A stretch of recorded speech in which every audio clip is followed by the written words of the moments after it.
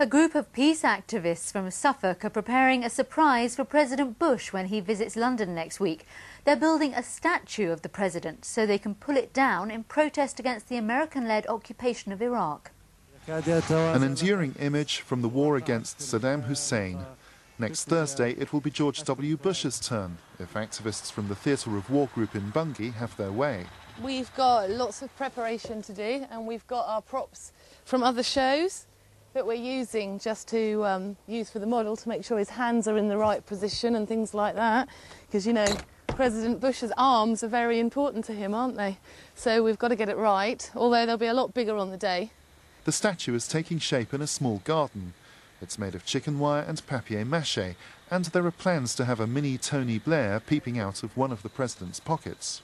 They should hand over genuine political power to the Iraqi people. They've put up a puppet regime, handpicked by the Americans to carry out the Americans' will. So they should hand over power properly and not actually try and retain ultimate control.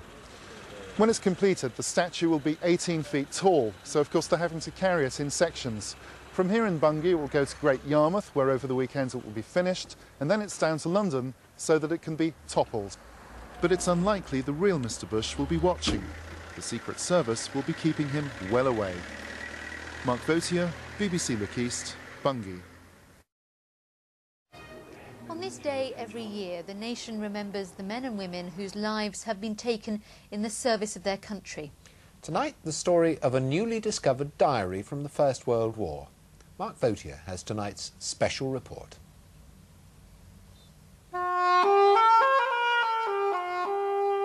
The mud. I've seen men up to their shoulders in shell holes and have helped to pull them out with ropes. Some have sunk so deep into the mud they had to be shot. Jack Halstead arrived at the front when he was just 18. A lad from Royston, suddenly thrust onto history's front line.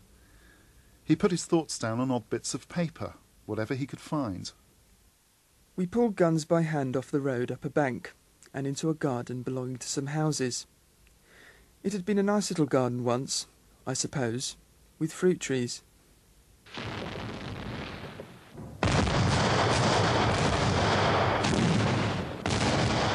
He wasn't an officer. Most diaries were written by officers. He was Jack Ordinary.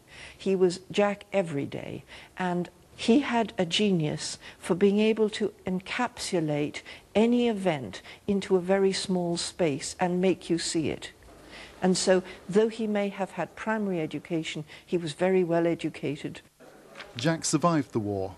He transcribed the jottings into an exercise book, decorated with intricate pen and ink sketches.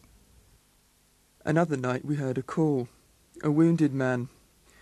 We carried him to our billet, bandaged him and made him comfortable. I lay down by his side and slept. I was surprised to find him dead in the morning. Life is full of such incidents. Never a dull moment. For 50 years, the diary remained almost forgotten, until Jack's sister-in-law Winifred brought them here to the Royston Museum, where they were picked up by the curator, who realised immediately that they had to be brought to a wider audience. The war left its mark on Jack. He refused to have children in case they should suffer as he had. It was rather unfortunate for his wife, because she would have loved children.